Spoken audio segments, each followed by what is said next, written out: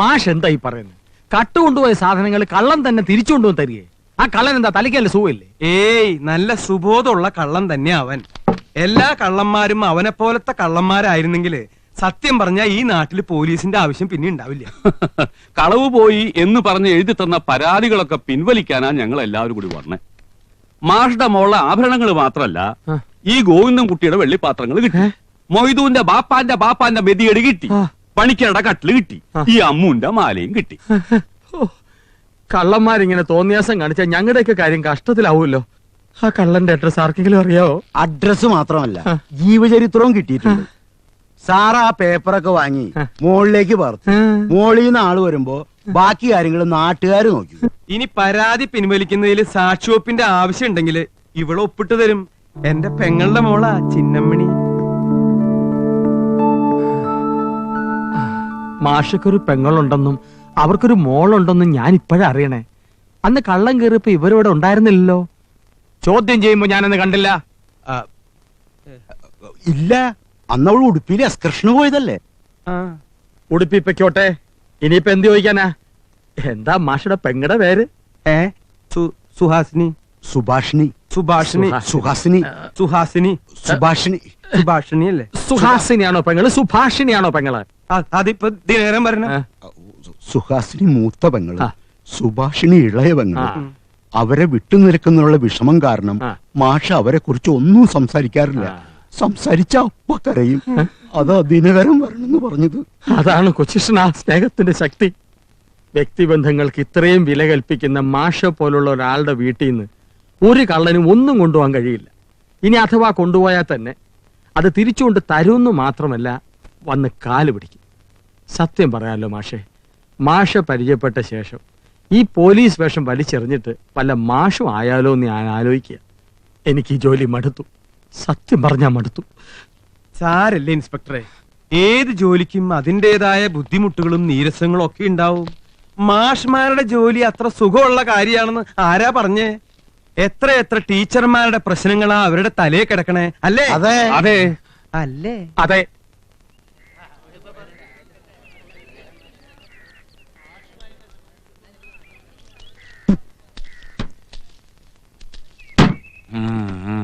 ഏട്ടനിപ്പോ അങ്ങനൊന്നും പോണ്ട.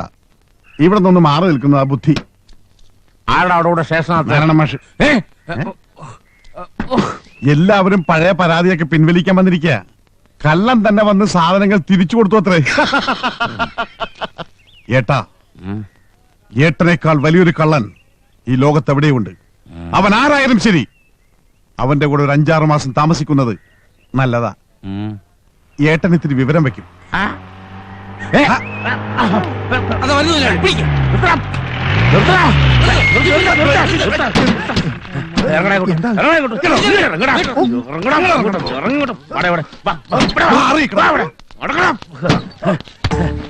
ഒരു ധാവണയും കെട്ടിപ്പിടിച്ച് എന്റെ കുട്ടികളെ കഴുത്തി കയറി പിടിച്ചില്ലേ?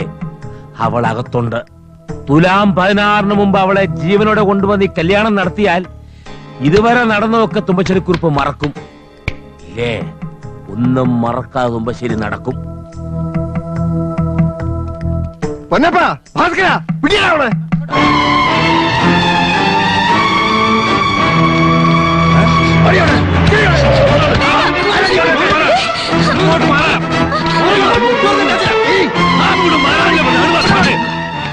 ഇനി ഒരടി മുന്നോട്ട് വെച്ചാ അടിച്ച് പളർത്തിക്കളയും ഞാൻ. എന്താ എന്താ ഇവിടെ എന്താ മാഷ പ്രശ്നം? എനിക്കൊരു പ്രശ്നമില്ല. ഇവിടെ എന്തോ പ്രശ്നമുണ്ട്. എനിക്കൊരു പ്രശ്നമുണ്ട്. ഇത് എഴുന്നള്ളിച്ചുകൊണ്ട് നടക്കുന്ന ഇവൾക്ക് എന്നെ പരിചയമുണ്ടോ എന്ന് അറിഞ്ഞിട്ട് പോയാൽ മതി. സൂക്ഷിച്ച് സംസാരിക്കണം. ഇവളെന്റെ പെങ്ങളുടെ മോളാ. പേര് ചിന്നമ്മണി. അച്ഛനും അമ്മയും മരിച്ചുപോയ മോള്.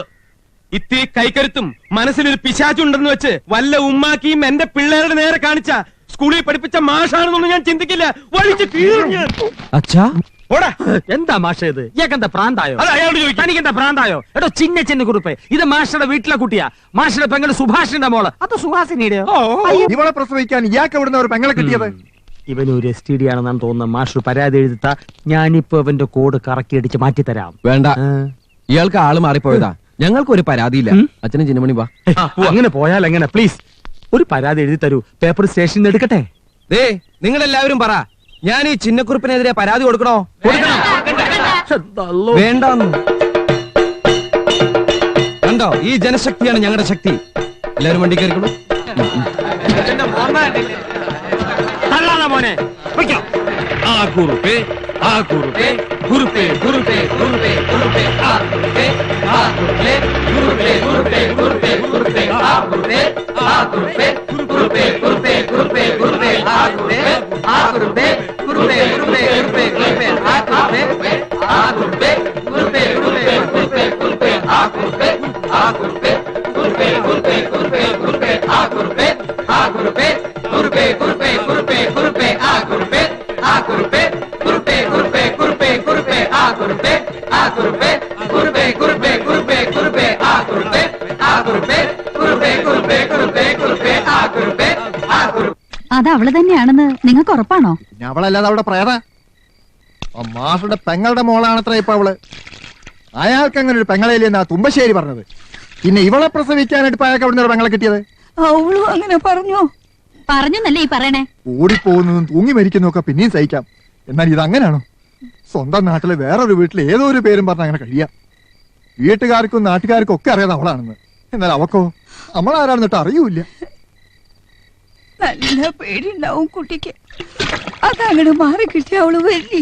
എന്ത് പേടിയപ്പോ മാറി കിട്ടണ്ടേ? പൊന്നു പോലല്ലേ ഞാൻ അവളെ നോക്കിയേ. അച്ഛനോ അമ്മയോ അല്ലാത്ത വിഷമം ആ കുട്ടി ഇവിടെ അറിഞ്ഞിട്ടുണ്ടോ?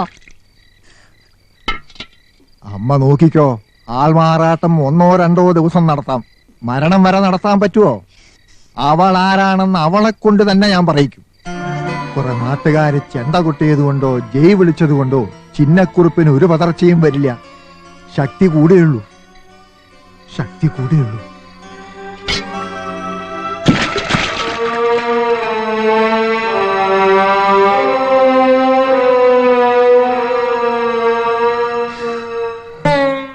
അവളാണെങ്കിൽ അവൾക്ക് നല്ല ബുദ്ധി തോന്നിപ്പിക്കണേ എന്റെ കൃഷ്ണ.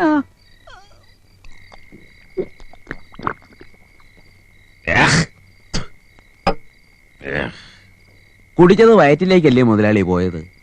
പിന്നെ എന്തിനാ തല തടവുന്നത്? എന്റെ തല അവിടെ കാണുന്നില്ലടാ.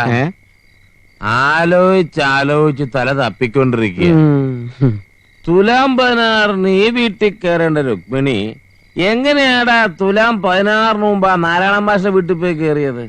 ഈ ബംഗ്ലാവിനേക്കാൾ എത്രയോ തങ്കപ്പെട്ട സ്ഥലമല്ലേ മുതലാളി ആ മാഷയുടെ വീട്. അവൾ അവിടെ സുഖമായി കഴിഞ്ഞോട്ടെ. ചന്ദ്രപ്പൻ പെണ്ണ് കെട്ടിയില്ലെന്ന് വെച്ച് ഈ ലോകത്തൊന്നും സംഭവിക്കാൻ പോണില്ല. പെങ്ങള് പറ്റൂന്നല്ലേ ആ കഴിവേറി മാഷ് പറഞ്ഞത്? അവളെ പറ, മാഷക്ക് എവിടെ നടൊരു പെങ്ങളെ കിട്ടിയത്? അതിപ്പോ പറയാൻ പെണ്ണ് തന്നെ വേണമെന്നില്ല മുതലാളി. അവനവന്റെ മനസ്സുകൊണ്ടും പറയാം. പിന്നെന്താടോ എനിക്കങ്ങനെ ഒരെണ്ണത്തിനെ പറയാൻ കഴിയാത്തത്? അതിന് പെറാൻ പറ്റിയ നല്ലൊരു മനസ്സ് വേണം.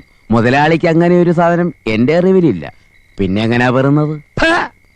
കയറിച്ചെന്ന് വലിച്ചുവാരി മുറ്റത്തിട്ട് തൂക്കിയെടുത്തോണ്ട് വരാൻ തുമ്പശ്ശേരിക്ക് 5 സെക്കൻഡ് മതി.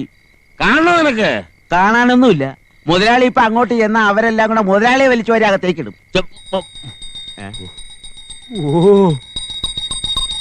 കൊച്ചമ്മയ്ക്ക് എവിടെയോ കാര്യമായി തീ പിടിച്ചിട്ടുണ്ട്. ഇതിങ്ങനെ വച്ചോണ്ടിരിക്കാതെ വേഗം ഊതിക്കെടുത്തുന്നതാ ബുദ്ധി. ഇല്ലെങ്കിൽ എല്ലാം കൂടെ ഒരു ദിവസം അങ്ങോട്ട് കത്തും. എടോ കാര്യസ്ഥക്കുറിപ്പേ, താൻ എന്തെന്നോട് അങ്ങേരെയും കെട്ടിപ്പിടിച്ച് പരദൂഷണം പറയുന്നത്?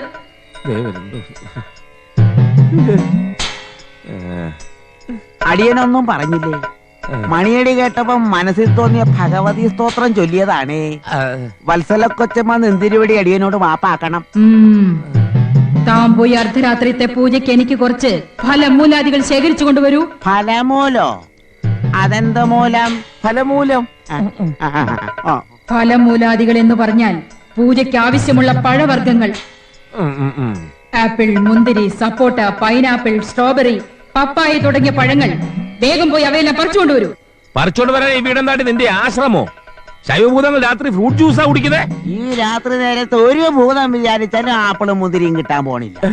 പിന്നെ മാർക്കറ്റിലെ അയ്യപ്പൻ നായരുടെ കട പൂട്ടിയില്ലെങ്കിൽ 1 കിലോ തക്കാളി വാങ്ങിക്കാം. തക്കാളി ഒരു പഴമല്ലേ? പിന്നെ രാത്രി പൂജയ്ക്ക് ഭൂതങ്ങൾക്ക് സാമ്പാർ തന്നെ ആയിക്കോട്ടെ. ആ സാമ്പാർ നിങ്ങൾ കൂടി, ഭൂതങ്ങൾക്ക് അത് വേണ്ട. ഓം നമഃ ശിവായ. അയ്യോ